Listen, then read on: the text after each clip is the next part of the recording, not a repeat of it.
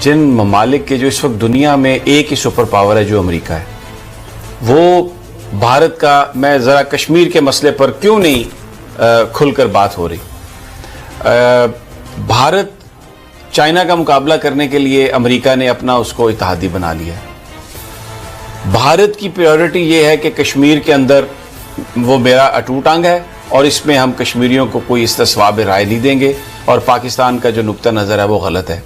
Hi friends, चलिए आज एक पाकिस्तानी न्यूज़ चैनल के पैनलिस्ट के बीच के डिस्कशन को हम लोग एनालिसिस और रिव्यू करेंगे। पाकिस्तानी पैनलिस्ट में से एक पैनलिस्ट जो बड़े ईमानदारी से एक्सेप्ट कर रहा है कि हाँ, हिंदुस्तान अब पहले की तरह हिंदुस्तान नहीं रह गया। मोदी के आने के बाद बहुत सारे चेंजेस हुए हैं और इंडिया बहुत ताकतवर एक देश बन चुका है, और वो एक्सेप्ट कर रहा है कि अब हिंदुस्तान पहले की तरह कमज़ोर और ख़ास करके हिंदू पहले की तरह कमज़ोर नहीं रहे, क्योंकि हिंदुस्तान को वो हिंदुओं का देश मानते हैं। तो उनके कहने का तात्पर्य यही है कि अब हिंदू मतलब हिंदुस्तान पहले की तरह कमज़ोर नहीं रह गए। तो यही एनालिसिस हम कर रहे हैं। चलिए देखते हैं इस वीडियो को। Hi guys, welcome to my YouTube channel news views infotainment. अगर आपको हमारे वीडियोस पसंद आते हैं तो लाइक, शेयर, कमेंट और सब्सक्राइब ज़रूर करें, और हर नए वीडियो के नोटिफिकेशन के लिए बेल आइकन दबाना ना भूलें। Thank you. सऊदी अरब जो है, अब दर हकीकत वो अमेरिकन जो एक दोस्ती इंडिया की है, और वो जो इन्फ्लुएंस इजराइल और अमेरिका का इस वक्त सऊदी अरब पर है, उसकी बुनियाद पर सऊदी अरब ये उज़र पेश कर रहा है कि हमारी जी वहाँ पर बहुत बड़ी इन्वेस्टमेंट है, और आप OIC फॉरेन मिनिस्टर्स कॉन्फ्रेंस ना कराएं, स्पेशल एक उसका हंगामी इजलास ना बुलाएं। हम स्पीकर्स का इजलास बुला लेते हैं, हम कुछ और कमेटी का इजलास बुला लेते हैं। अब उसमें जब वो स्पीकर्स का इजलास बुलाते हैं तो उसमें वो सिर्फ कश्मीर पे नहीं बुलाते, उसमें वो साथ और दूसरे मामलात भी ह्यूमन राइट्स के ले आते हैं। तो वो जो कुछ भी हो रहा है वो बुनियादी तौर पर इंडिया को और अमेरिका के इन्फ्लुएंस की वजह से ये लोग वो एक पॉइंट नहीं उठा पा रहे।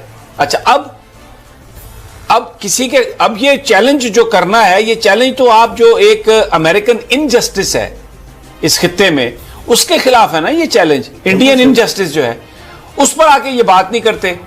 तो अब ये उसको कहना कि ये, इसको आप भले ब्लॉक समझें, इसको भले कुछ भी करें, बट रियल जो कहानी है वो तो यही है कि ये कश्मीर के अंदर जो जुल्म हो रहा है उस पर जो नरेंद्र मोदी, जो भारतीय एस्टेब्लिशमेंट की ओपिनियन है, अमेरिका उसको दुरुस्त तस्लीम करते हुए जहां कहीं भी उसका इन्फ्लुएंस है वो उसको दबाने की कोशिश कर रहा है। पाकिस्तान को दे रहे हैं लॉलीपॉप, IMF के जरिए 4 बिलियन दे दिए। सऊदी अरब ने भी देखा कि ये ऐसे लोग हैं, चले 3 बिलियन कैश दे दो।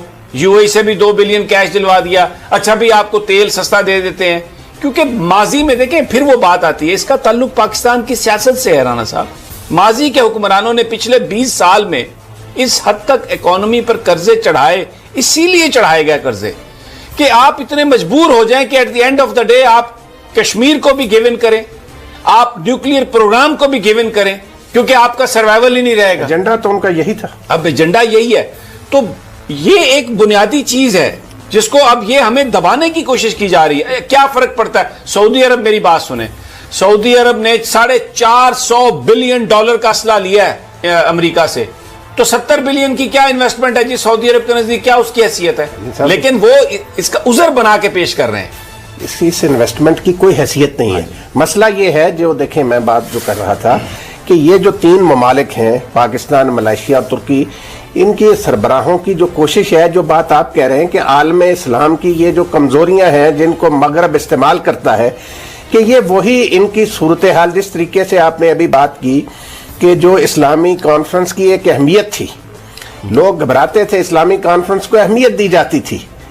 जब जिन शख्सियात का आपने जिक्र किया उसमें शाह फैसल, भुट्टो साहब जैसे लोग मौजूद थे, तो इस्लामी कॉन्फ्रेंस अपनी हैसियत मनवाती थी दुनिया से। समी साहब, तो आज भी उसी तरीके से इसको, इस्लामी कॉन्फ्रेंस को फाल बनाने के लिए भी जरूरी है कि इन ममालिक की ये जो कमजोरियां हैं, आपको एक और खबर, राना साहब आप देखें, एक और खबर डिस्कस कर लेते हैं, आपको बता देते हैं। अभी ये मैं नहीं कह रहा, ये अमेरिकन मीडिया कह रहा है कि ये जो हमारे हाथ में व्हाट्सएप है ना, हम कहते हैं बड़ा महफूज है। ये जो टेलीफोन के बहुत सारे सॉफ्टवेयर हैं कि इस पे आप कॉल करें, इस पे आप बात करें, ये महफूज है। और बहुत सारी कंपनियां, जिनमें एक कंपनी जो पूरे दुनिया में ये प्रोवाइड करती है इंक्रिप्शन, कि जी आपने अगर डिपार्टमेंट टू डिपार्टमेंट अपनी कॉलें अगर महफूज करनी है, पर्सन टू पर्सन महफूज करनी है, तो आप हमारी मदद लें। ALG इंक्रिप्शन वाली कंपनी जो ये करती है, आपको पता है क्या उसका अब इन्वेस्टिगेशन के बाद बात सामने आई है? पिछले 40 साल से वो जो इंक्रिप्टेड कंपनियां हैं वो CIA के लिए काम कर रही हैं। जिसको आप महफूज समझ के कॉल कर रहे हैं ना ये, और वो कह रही हैं कि ये हमने महफूज किया है, वो सारी की सारी गुफ्तगू CIA के लिए। ये मैं नहीं कह रहा, ये वॉशिंगटन पोस्ट कह रहा है, बिल्कुल ये न्यूयॉर्क टाइम्स कह रहा है। तो इसका क्या मतलब हुआ कि पाकिस्तान के अंदर जो दहशतगर्द आपस में व्हाट्सएप पे कॉल करते थे, टेलीफोन पर जो बातें करते थे, वो सारी की सारी तो CIA सुन रहा था। और ये पाकिस्तान पर इल्जाम लगाते थे कि जी आपके पास कोई इतला आ जाती है तो आपकी फौज, आपकी एजेंसियां दहशतगर्दों को वो इंफॉर्मेशन दे देती हैं और वो वहां से भाग जाते हैं, इसलिए हम आपको तो नहीं बताएंगे, हम तो खुद एक्शन करेंगे। वो एक एक चीज मॉनिटर कर रहे हैं, एक एक चीज इनकी इंफॉर्मेशन उनके पास है। तो ये कितना विशियस सर्कल है। खुद भगाते थे वो जो उनकी ये क्या गोरख धंधा है जो नुसरत फतेह अली खां की ये जो वो कवाली है, तो ये गोरख धंधा अमेरिका ने किया हमारे साथ, वेस्ट ने किया। सिर्फ 2 ममालिक को पहले पता था, जर्मनी और अमेरिका को, उसके बाद इन्होंने स्विट्जरलैंड और बरतानिया को उसमें शामिल किया। 2 और ममालिक हैं जिनके पास ये इंफॉर्मेशन थी कि ये सारी जो इनक्रिप्टेड गुफ्तगू है उनके पास जा रही है।